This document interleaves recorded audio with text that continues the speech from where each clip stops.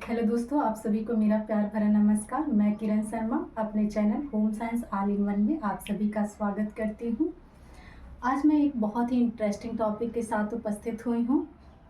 One liner question की श्रृंखला है। आपको एक लाइन में उत्तर मिलेगा और बहुत ही इम्पोर्टेंट सब्जेक्ट है आपका। हमने इसमें गृह विज्ञान के वस्त्र विज्ञान से ये क्वेश्चन लिया हुआ है। गृह विज्ञान का कोई भी अगर कंपटीशन होता है तो वस्त्र विज्ञान से हमको लगता है कि 40% क्वेश्चन तो वस्त्र विज्ञान के ही होते हैं। तो इस वजह से हमारा कर्तव्य बन जाता है कि हम लोग वस्त्र विज्ञान को बहुत ही अच्छे से तैयार करें। तो चलिए हम कुछ प्रश्नों की श्रृंखला लेकर उपस्थित हुए हैं। बारी बारी हम लोग पढ़ेंगे। अगर आपको कोई परेशानी होगी तो बताइएगा कमेंट करके। चलिए हम लोग पहली बात करते हैं। पहले कमज़ोर रेशे से ही बात कर लेते हैं। प्रकृति में कौन सा ऐसा रेशा है जो बहुत निर्बल होता है। जैसे हमारा क्या है, सब्जेक्ट है गृह विज्ञान, तो गृह विज्ञान में हम लोग वस्त्र विज्ञान पे चर्चा करेंगे।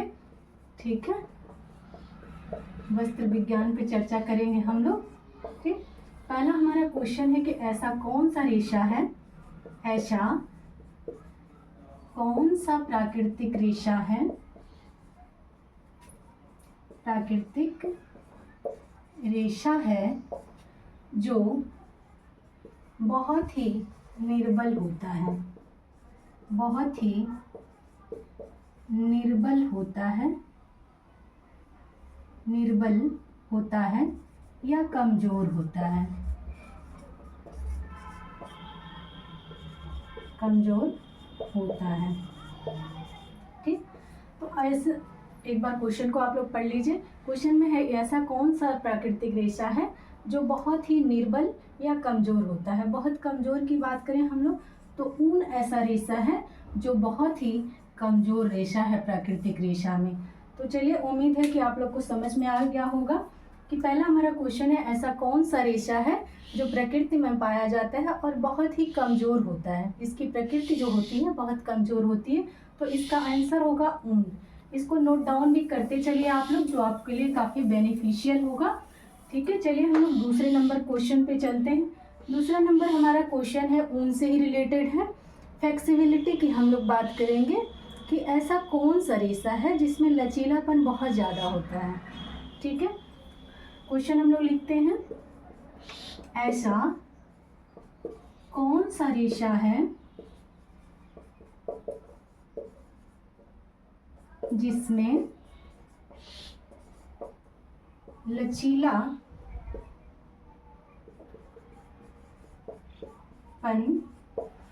बहुत ज़्यादा पाया जाता है, ज़्यादा पाया जाता है।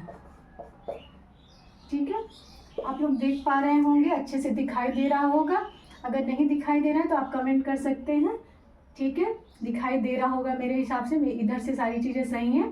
तो एक बार क्वेश्चन को पढ़िए, ऐसा कौन सा रेशा है जिसमें लचीलापन बहुत ज़्यादा पाया जाता है।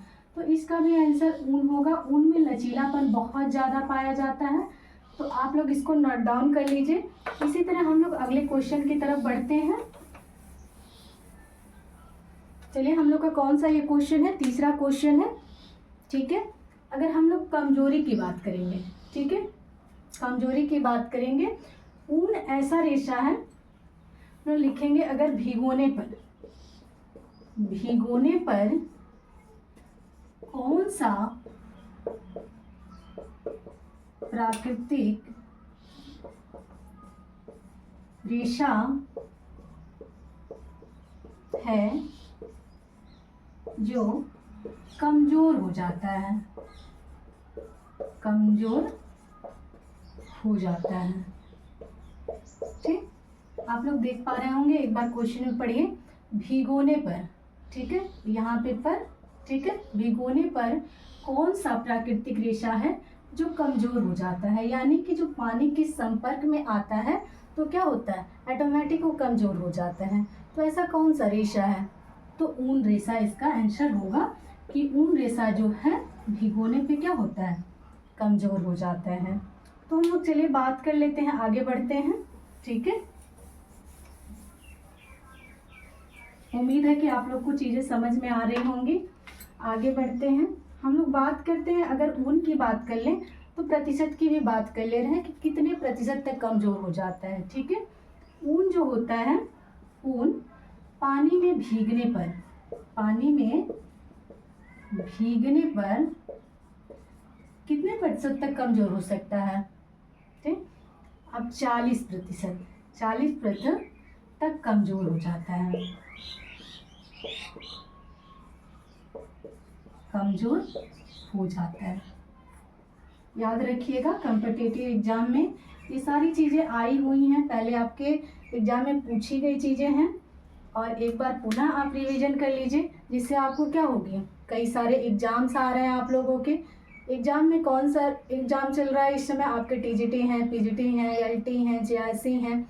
यहाँ पे आपका सबसे बड़ा जो एग्ज़ाम है बिहार का, बिहार की प्रिपरेशन सभी लोग कर रहे हैं, तो उम्मीद है कि आप लोग भी करें, ठीक, और तैयारी करें अच्छे से। ठीक, चलिए आगे बढ़ते हैं, आगे क्वेश्चन की तरफ बढ़ते हैं।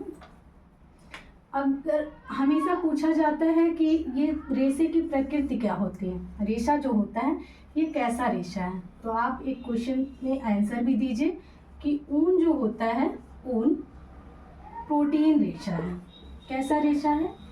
प्रोटीन रेशा है। कहीं पे पूछेगा और ऑप्शन दे देगा आप लोग को कि प्रोटीन कैसा रेशा है, उसमें कई तरह के आपके पोषक तत्व दिए रहेंगे, तो उसमें आपको बताना है कई तरह के पोषक तत्वों में। मान लीजिए ऑप्शन आपका प्रोटीन है, ठीक, आपका कार्बोज है पहला ऑप्शन, दूसरा कार्बोज है, ठीक, तीसरा आपका वसा है, ठीक, आगे आपके और भी कुछ आपके ऑप्शंस दिए रहेंगे, लेकिन आपको क्या है, प्रोटीन पे टिक करना है। आपका आंसर क्या है? प्रोटीन सही है। ठीक है, तो इसी तरह चलिए हम लोग आगे बढ़ते हैं। अगर प्रोटीन रेशा है ही, ठीक है, अगर हम लोग बात कर रहे हैं अगर ऊन की, तो प्रोटीन रेशा है अगर, तो कभी कभी पूछ लेता है कि किस तरीके का कौन सा प्रोटीन जो पाया जाता है उसका क्या नाम है। ठीक है, तो क्वेश्चन नोट करिए, ऊन में पाए जाने वाले, ऊन में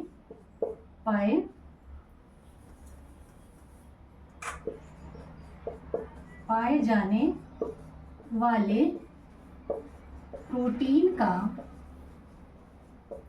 क्या नाम है? क्या नाम है? क्वेश्चन आपको ऐसे मिलेगा। ठीक है, क्वेश्चन आप पढ़ लीजिए, ऊन में पाए जाने वाले प्रोटीन का क्या नाम है। ठीक है, कई प्रोटीन दे देंगे, आपके केशिन दे देगा, ठीक है, आपके कैरेटीन दे देगा, तो इसमें आप बताइए दोनों में कौन सा आंसर सही है। जो लोग पढ़ रहे होंगे उनको अच्छे से याद होगा। ठीक है, कैरेटीन इसको बोलते हैं, या कुछ लोग का लिखने का तरीका ऐसे रहता है केरेटीन। ठीक, तो आप ये आंसर आपका क्या होगा? सही होगा। ठीक, आगे बढ़ते हुए हम लोग चलेंगे, बात करेंगे ऊन के बारे में ही। लगभग आज बातें होंगी। अगर ऊन का क्वेश्चन हमने ले लिया है तो ऊन के ही बारे में क्वेश्चन। ऊन हमको कहाँ से प्राप्त होता है? ठीक है, ऊन हमको कहाँ से प्राप्त होता है, तो पहले हम लोग इसकी बात कर लें। ऊन हम कौन सा रेशा है? जानता रेशा है। ऊन कैसा रेशा है? रेशा है, या आप लिख सकते हैं कि प्रकृति में कौन से प्रकार में पाया जाता है ऊन, तो ऊन जो है जानता रेशा है, जानता रेशा है। इसका आंसर क्या है? ऊन प्रकृति में जानता रेशा। इसके अलावा अगर हम लोग बात करें, इसके अलावा अगर बात करें कि जानता रेशा और कौन सा है, तो हम लोग बताएंगे कि आपका क्या होता है? रेशम। ठीक है, रेशम जो होता है वो किससे प्राप्त होता है? वे जानता रेशा है। रेशम भी आपका जानता रेशा है। ठीक है, यही जो दो प्राकृतिक रेशे हैं जो जानता रेशे हैं, पहला आपका ऊन और दूसरा रेशम। ठीक है, अब इस पाए कहाँ जाता है इसके बारे में भी हम लोग बात कर लें। ऊन जो हम लोग का है, क्वेश्चन, ऊन हम लोग को हम लोग को कहाँ से प्राप्त होता है? हम लोग को ऊन कहाँ से प्राप्त होता है? को कहाँ से प्राप्त होता है बताइए आप सभी लोग। बड़ा ही सिंपल सा क्वेश्चन है, कहाँ से प्राप्त होता है? अभी बताया हमने कि ये जानता रेशा है, तो हमें प्राप्त कहाँ से होता है? तो हमें क्या होता है? जानवरों से प्राप्त होता है, भेड़ हो गए, बकरियां हो गए, इन सबसे ज्यादा हम लोग को क्या होता है? ऊन प्राप्त होता है। ठीक, आंसर में इसको लिख लीजिए। ठीक है, अभी हम लोग किसके बारे में पढ़े हैं? रेशम के बारे में। ठीक, तो रेशम हमें कहाँ से प्राप्त होता है? रेशम हमें कहाँ से प्राप्त होता है? तो रेशम जो होता है शहतूत के पेड़ पे, ठीक है, एक कीड़ा पाला जाता है, रेशम का कीड़ा जिसको नाम दिया गया है, शहतूत के पेड़ पे पाला जाता है। किस पे पाला जाता है? शहतूत, शहतूत के पेड़। ये शहतूत की पत्तियां खाते हैं और इनका प्रोसेस होता है। ठीक है, फिर वो क्या होते हैं? रेशम के रेशे प्राप्त होता है उनसे। ठीक, उम्मीद है कि चीजें समझ में आ रही होंगी आप लोग को। अगर हम लोग बात कर लें, अगर इंडस्ट्री में क्या होता है, उनके रेशे अगर बनते हैं, रेशों से वस्त्र बनते हैं। वस्त्र क्या होते हैं उस टाइम जब बनते हैं इंडस्ट्री में, तो क्या होते हैं? गंदे हो जाते हैं। ठीक, तो उनको हम लोग साफ कैसे करते हैं? तो ऊन की सफाई के लिए, ऊन की सफाई के लिए स्काउरिंग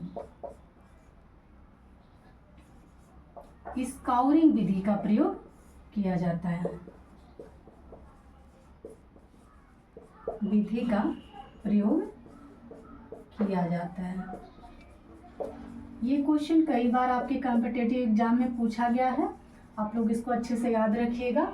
अगर ऊन की सफाई के बारे में बात की जाए तो किससे किया जाता है? स्काउरिंग विधि से किया जाता है। ठीक है, इसको याद रखिएगा। चलिए आगे बढ़ते हैं हम लोग। ठीक, आगे बढ़ते हुए बात करते हैं, भेड़ में कई तरह से निकाला जाता है, उनके ऊनों को काटा जाता है। ठीक है, लेकिन हम लोग एक विशेष भेड़ की बात करेंगे जब जीवित भेड़ हो। ठीक है, जीवित भेड़,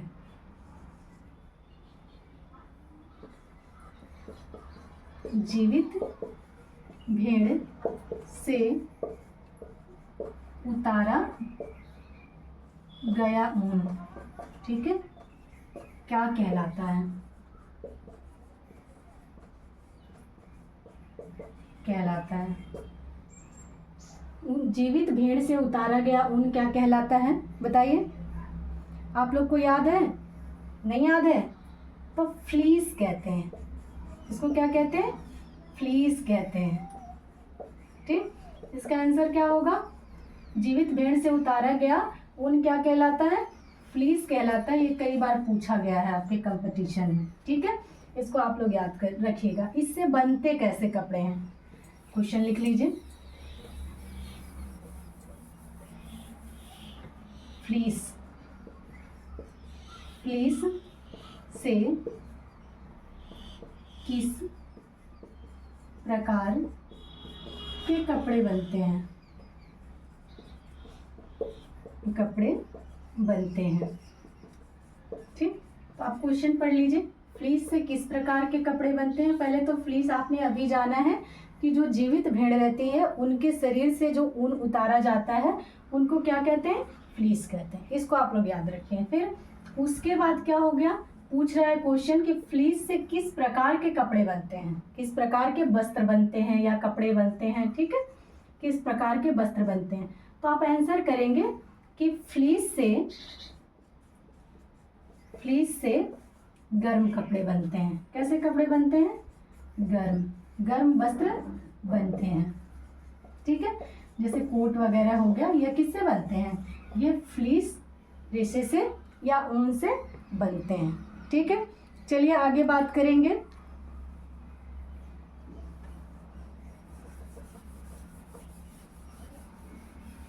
ऊन के बारे में बहुत चीज़ें जान लिया आपने। ऊन में फ्लेक्सिबिलिटी भी बहुत ज़्यादा होती है, तनाव, ठीक है। ये क्या होता है, ऊन जो होता है ना, इसमें फ्लेक्सिबिलिटी बहुत ज़्यादा होती है। इससे क्या होता है, इसको ब्लीच करने की विधि अगर बात की जाए, ऊन की ब्लीचिंग कैसे करते हैं, ब्लीचिंग कैसे करते हैं, कैसे करते हैं, ठीक है। ऊन की ब्लीचिंग कैसे करते हैं, ये क्वेश्चन है आपका। एक बार क्वेश्चन पढ़े, ऊन की ब्लीचिंग कैसे करते हैं, ठीक है। तो ऊन की ब्लीचिंग नहीं हो सकती, ठीक है। ऊन की ब्लीचिंग करते समय हमको क्या ध्यान रखना है, अगर ऊन की ब्लीचिंग करनी है तो हमें, ऊन में क्या होता है, रोए निकल जाते हैं, फुज्जियाँ निकल जाती है। कई बार हम लोग जिस कपड़े का यूज करते, जिस स्वेटर है या कोट वगैरह है तो उसका यूज कर रहे हैं ना, तो उस पर रोए निकल जाते हैं ऊन पे। तो उसको हटाने के लिए हम क्या करते हैं, ब्लीचिंग करते हैं। लेकिन इस ब्लीचिंग का अलग मेथड होता है, ठीक है। पहले हम लोग क्या करते हैं, ऊनी कपड़े को रख लेते हैं, ठीक है।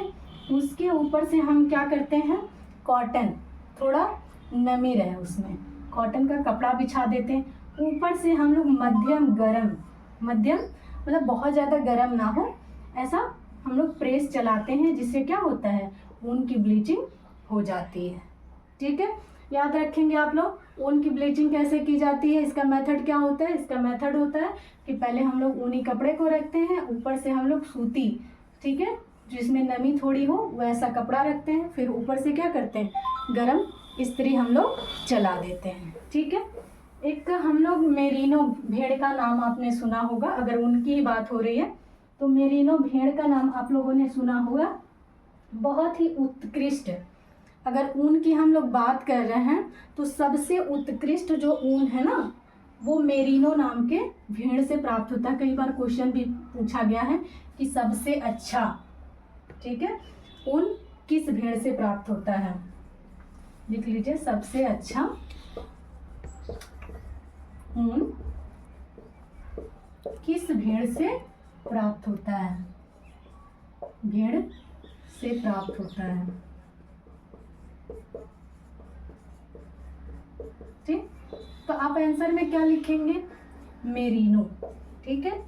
मेरिनो नामक जो भेड़ होती है ना, इससे बहुत ही उत्कृष्ट आपको ऊन प्राप्त होता है। इससे जो महंगे जो होते हैं, महंगे ब्लेजर वगैरह, वो बनाए जाते हैं मेरिनो ऊन से, ठीक है। ये मेरिनो नामक भेड़ से ही प्राप्त की जाती है। ये कहाँ पे अधिकतर पाया जाता है, इसके बारे में भी हम लोग बात कर लें। सबसे ज़्यादा कहाँ पे पाया जाता है, ठीक है, सबसे ज़्यादा कहाँ पे पाया जाता है, ऑस्ट्रेलिया और न्यूजीलैंड, और दूसरा कहाँ है, न्यूजीलैंड,